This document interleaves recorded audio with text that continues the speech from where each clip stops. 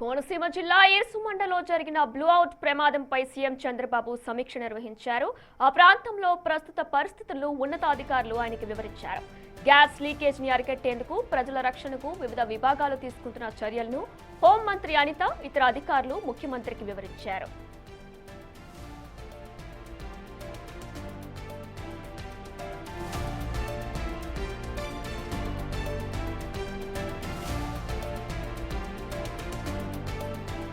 ఇలాంటి ప్రమాదాలు జరిగినప్పుడు ప్రజలు భయాందోళనకు గురవుతున్నారని, వారికి ఎప్పటికప్పుడు వాస్తవ పరిస్థితి వివరించి అండగా నిలవాలని సీఎం చంద్రబాబు సూచించారు. సమస్య పూర్తిగా తీరే వరకు ఇల్లు ఊళ్లు వదిలిన వారు ఇబ్బందులు పడకుండా చూడాల్సిన బాధ్యత జిల్లా యంత్రాంగంపై ఉందన్నారు. మంటలు కారణంగా కొబ్బరి చెట్లు కాలిపోయిన వారికి పరిహారం అందించాలని ఆదేశాలు జారీ చేశారు.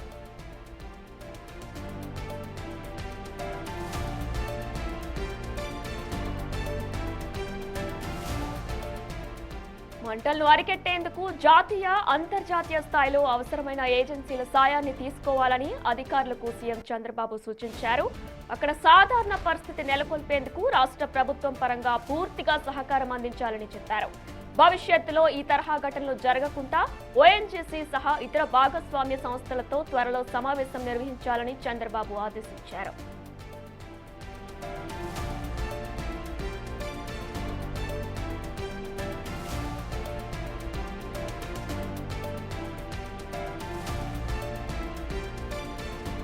కోనసీమ జిల్లా ఇరుసుమండలో జరిగిన బ్లోఅవుట్ ప్రమాదంపై సీఎం చంద్రబాబు సమీక్ష నిర్వహించారు.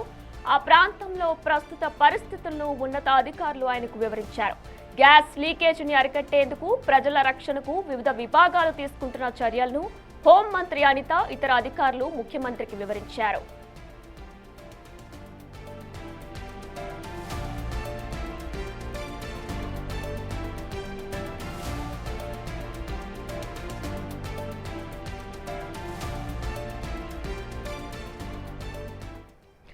ఇదే అంశానికి సంబంధించి పూర్తి డీటెయిల్స్ మా ప్రతినిధి శివ లైవ్ లో అందిస్తారు.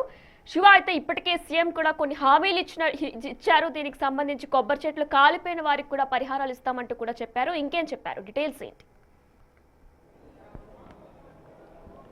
రైట్ వినైనా మొత్తం మీద చూసుకుంటే కోనసీమ జరిగిన ప్రమాదానికి సంబంధించి ఓఎన్జీసీ ప్రమాదానికి సంబంధించి సీఎం చంద్రబాబు ఉన్నత స్థాయి సమీక్షా సమావేశం నిర్వహించారు. ఈ సమావేశానికి ఏపీ డీజీపీ అలాగే సీఎస్ హోంమంత్రి అనితతో పాటు ఆ ప్రాంతానికి సంబంధించిన పలువురు మంత్రులు కూడా హాజరయ్యారు. నష్టపరిహారానికి సంబంధించి వెంటనే చర్యలు తీసుకోవాలి, పూర్తి స్థాయిలో అంచనా వేయాలి. అలాగే కొబ్బరి చెట్లకు సంబంధించి ఏ స్థాయిలో నష్టపోయింది వారందరికీ తక్షణ పరిహారం అందజేయాలి. అలాగే విదేశీ ప్రతినిధుల బృందం అలాగే విదేశీ టెక్నాలజీ వినియోగించుకొని భవిష్యత్తులో ఇటువంటి ప్రమాదాలు కానీ ఇటువంటి ఇబ్బందులు లేకుండా చర్యలు తీసుకునే విధంగా ముందుకు వెళ్లాలని చెప్పి సీఎం చంద్రబాబు ఆదేశాలు జారీ చేశారు.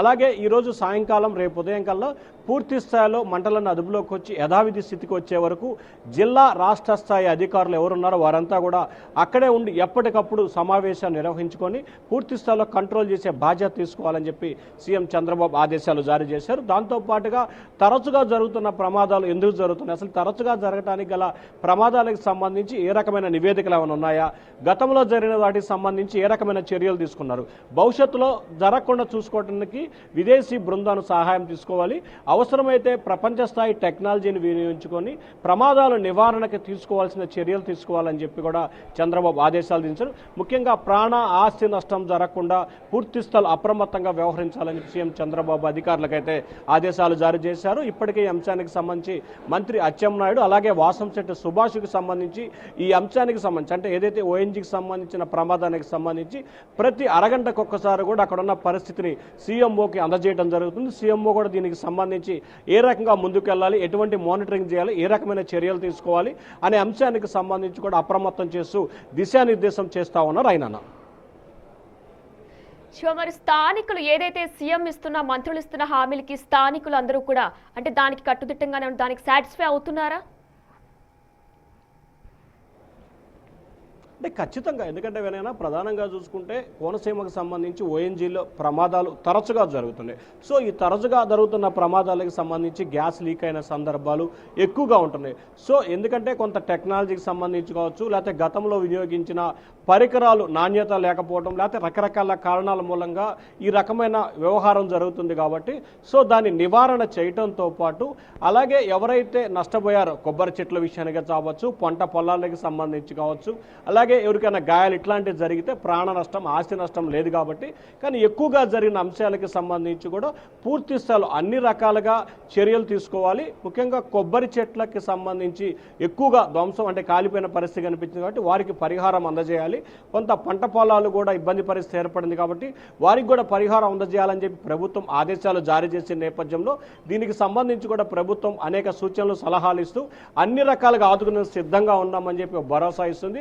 సో ప్రభుత్వం తమకిస్తున్న చేయూత పట్ల లేకపోతే హామీలు, భరోసాల పట్ల ఆ ప్రాంత ప్రజలైతే సంతృప్తి వ్యక్తం చేస్తూ ఉన్నారు. కానీ వరుసగా జరుగుతున్నటువంటి ప్రమాదాలు సంవత్సరానికి ఒకసారి, 6 నెలలకు ఒకసారి, 3 నెలలకు ఒకసారి ఈ ప్రమాదాలు జరుగుతున్నాయి. భవిష్యత్తులో ఇంకా ఇటువంటి ప్రమాదాలు జరగకుండా ప్రభుత్వం పూర్తి స్థల కట్టుదిట్టమైన చర్యలు తీసుకోవాలని చెప్పి కూడా ఆ ప్రాంత ప్రజలైతే ప్రభుత్వాన్ని కోరుతా ఉన్నారు. వినైనా right Shiva, thanks for the details.